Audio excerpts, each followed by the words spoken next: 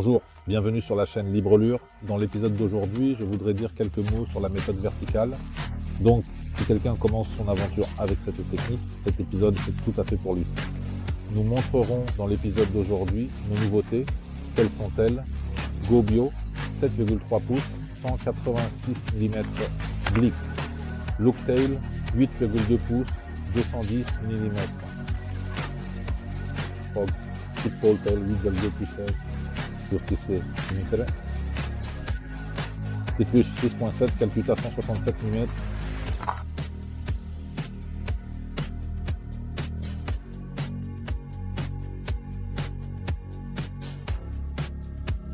La méthode verticale, comme son nom l'indique, est une méthode de pêche verticale, c'est-à-dire uniquement et exclusivement avec l'aide de l'utilisation d'un bateau ou d'une autre unité flottante comme les pontons, les kayaks.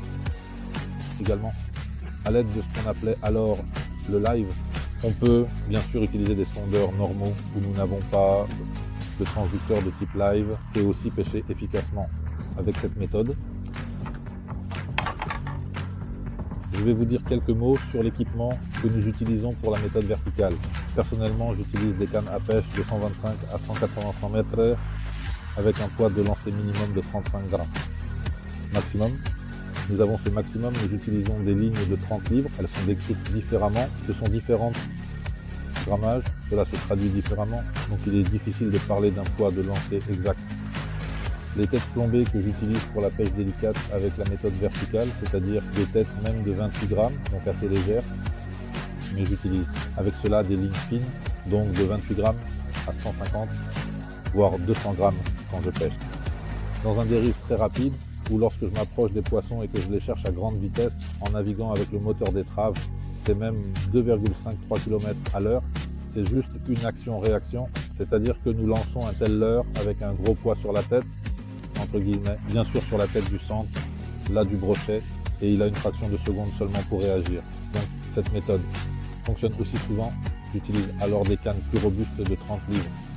Et ici, je voudrais maintenant vous dire encore quelques mots à ce sujet.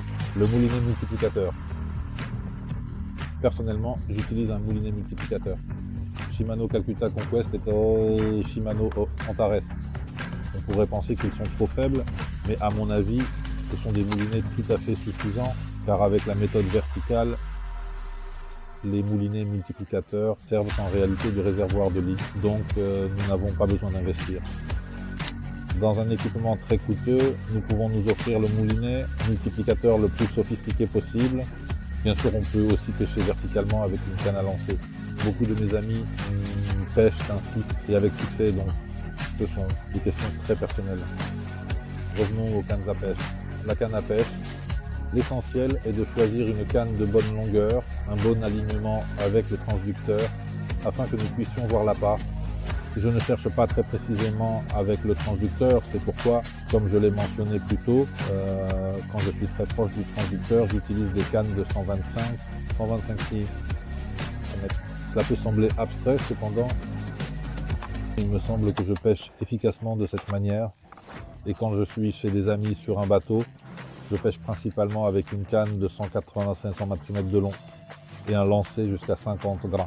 C'est un ensemble assez universel. Je sais que je m'en sortirai simplement avec. Je montre modèle complexe. Ici j'ai une canne jusqu'à 1,25 onces, soit jusqu'à 35 grammes, avec un moulinet Shimano Antares. Ce sont des tailles 201, avec une ligne très fine que j'utilise. Cette canne, en raison de sa puissance, c'est-à-dire une puissance inférieure à celle de la précédente, pour la pêche structurelle et la pêche à l'ours, c'est-à-dire que je fais attention aux détails dans l'appât, comme les petites pattes, des éléments qui fonctionnent avec le moindre mouvement de la pointe, n'est-ce pas? Ici, nous avons une pointe un peu plus délicate, donc nous pouvons utiliser cet appât de manière beaucoup plus efficace. Et ici, comme vous pouvez le voir, nous avons une tête en tungstène, 28 grammes, fluorocarbone 0,40, fluorocarbone 0,40 et un hameçon tressé de diamètre 0,50 attaché à l'aide d'un tel nœud que je vais vous montrer dans un instant. Au dos de notre grenouille Maintenant, je vais vous montrer le fonctionnement des accessoires. En ce qui concerne les diamètres des lignes que j'utilise, ce sont bien sûr des traits. J'utilise des diamètres de 0,010, parfois même 0,08. Lorsque je pêche de manière vraiment très délicate, là où les poissons ne réagissent pas du tout, j'allège les montages. Et je me concentre principalement sur une présentation très fine et subtile de l'appât. Mais une ligne universelle a un diamètre d'environ 0,14, 0,16, même si nous pêchons de gros poissons en pleine eau. Donc, ici, je vous laisse le choix du diamètre de la ligne. À la fin, nous attachons, soi-disant, fluorocarbone. J'utilise des diamètres de 0,40 à 0,80. Donc, plus l'ensemble est fin, j'ajuste simplement le diamètre de ce fluorocarbone à l'épaisseur de la ligne et aux conditions dans lesquelles nous pêchons. C'est-à-dire que nous pêchons dans des zones très fortement bordées de pierres, d'arbres, de buissons. Donc, je dis qu'il faut utiliser des ensembles un peu plus épais. Et quand je pêche en eau libre, je descends même à 0,40, simplement pour que l'eau ne pousse pas sur ce fluorocarbone pendant la dérive ou l'approche du poisson. Ce qui ferait que l'appât s'éloigne de l'hameçon, se déplace, et donc cela produit aussi des sons. Mais je ne vais peut-être pas en parler car la pression de l'eau sur la ligne crée de telles vibrations que peut-être une autre fois. Les hameçons triples de marque Mikado, Owner et Quantum sont standards, mais comme je l'ai montré pour les épingles, c'est-à-dire classiques avec 3 pointes ordinaires ou des hameçons triples fixés.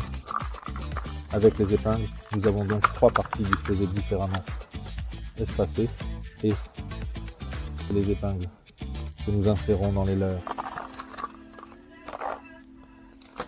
Les anneaux de connexion, un élément indispensable pour créer un ensemble, la tête plombée et un ensemble de petits accessoires. Dans un instant, je vais vous montrer et vous expliquer quels accessoires j'ai avec moi à Watch pour assembler un ensemble classique et basique.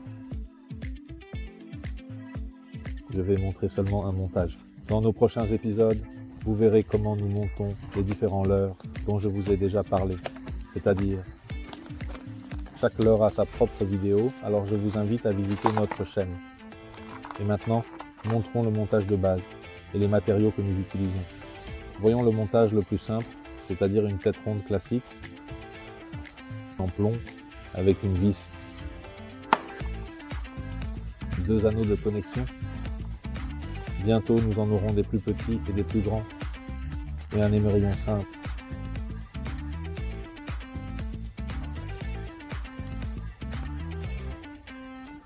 Une agrafe, avec des broches de taille 2 à 0. Et notre modèle phare de la série verticale, Gobi.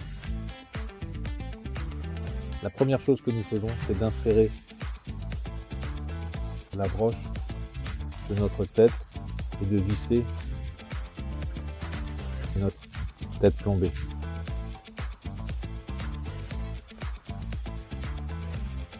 Nous essayons bien sûr de le faire droit pour éviter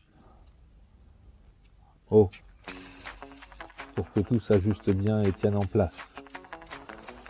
Ensuite, nous prenons un anneau de connexion, des pinces ou un outil pour anneau de connexion. J'utilise bien sûr des pinces classiques et standards. Nous vissons l'anneau dans l'émerillon. Ensuite, nous avons déjà l'anneau ouvert, donc nous y attachons la grappe.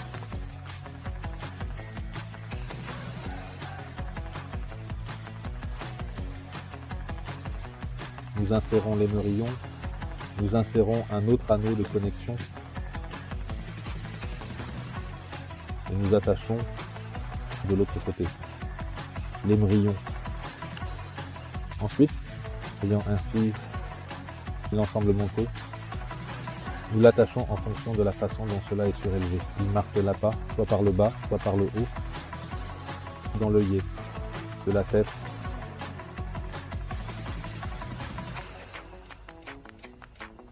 Et nous tournons.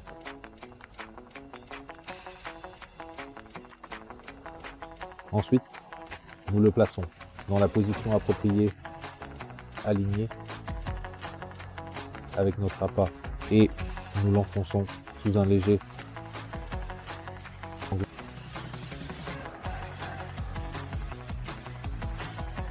Ainsi armé, l'appât où nous avons toutes les lames